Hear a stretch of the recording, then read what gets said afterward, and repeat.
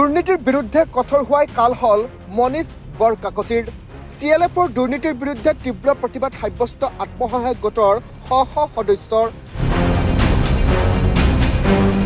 দুৰ্নীতিৰ বিৰুদ্ধে কঠোৰ হওয়াটোৱে কাল হল অসম ৰাজ্যিক গ্ৰামীণ জীবিকা নিৰ্বাহৰ আঁচনিৰ মন্দিয়া খণ্ডৰ BPM মনীষ বৰকাকতিয়ে CLFৰ টকা মোকলাই নিদিয়া 10 ফেব্ৰুৱাৰীত একাংশ CLFে ভাড়াতীয়া লোকৰ সহযোগত BPMৰ কাৰ্যালয়ৰ সন্মুখত সংঘটিত কৰা অপ্ৰীতিকৰ ঘটনাৰ প্ৰতিবাদত জনিয়াত 11 ফেব্ৰুৱাৰীত জনিয়া কাদং গোবিন্দপুৰ গজিয়া মেধিৰকাটি ভাটকুচি চিতুলিকে আদি কৰি 6টা পঞ্চায়তৰ ভিও আৰু আত্মসহায়ক গোটৰ শ সদস্যই CLFৰ দুৰ্নীতিৰ বিৰুদ্ধে তীব্ৰ প্ৰতিবাদ সাব্যস্ত কৰে।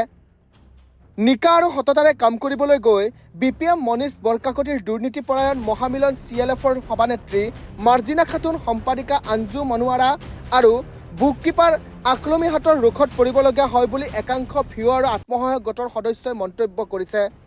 BPM বৰকাকতি অহাৰ পিছত মহামিলন CLFৰ সভানেত্ৰী সম্পাদিকাই পূৰ্বৰ দৰে খোজ লোৱাত বাধা পোৱাত মিছা অভিযোগ তুলি BPMৰ ওপৰত কালিমা সনাৰ চেষ্টা কৰিছে বুলিও দাবী কৰে ভিওৰ মহিলাই।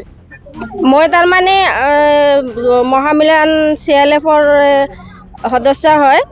মহামিলন CLF বহুত দুৰ্নীতি কৰি আছে, কাৰণ সেই আমাৰ নতুন BPM যিজন আহিছে সেই BPMজন বিৰাট লিগেল কাম কৰে। লিগেলি কাম কৰাৰ কাৰণে ছাৰৰ বিৰুদ্ধে আহুনে বহুত বেয়া কথা প্ৰচাৰ কৰি আছে। আহুনে বহুত বেয়া কথা ছাৰৰ প্ৰচাৰ কৰিছে, ঘুষ খাই অমুক তমুক, কিন্তু BPM ছাৰ আজিলৈকে আমাৰ পৰা কোনো ধৰণৰ ঘুষ লোৱা নাই। কালি যে BPMৰ নীতিৰ কথা CLFে সম্পাদিকাই আঞ্জুমনৰা বাইদেউ যে উল্লেখ কৰিছে সেইটো সম্পূৰ্ণ বিৰোধী কথা, কাৰণ BPMৰ নীতি নিয়ম CLFৰ মতে নহয়। কাৰণ CLFে আগতে যি টকা বিহু প্ৰদান কৰিছে সেই টকাবিলাক সম্পূৰ্ণ নীতিৰ বাহিৰত আছে। আমাৰ যে CLFৰ পৰা আমি লোন ল'ম, মানে আমাৰ এনেকুৱা দৰকাৰ হৈ যায় CLFৰ পৰা লোন ল'ব লাগে, সেই CLFৰ বাইদেউসকলে কি কৰে, আমাৰ পৰা ঘুষ লয়। দীৰ্ঘদিন ধৰি দুৰ্নীতিত লিপ্ত থকা CLFৰ কৰ্মকৰ্তাৰ ওপৰত অতিষ্ঠ হৈ জনিয়াস্থিত CLFৰ কাৰ্যালয় তলাবন্ধ কৰে ভিও আৰু আত্মসহায়ক গোটৰ সদস্যসকলে।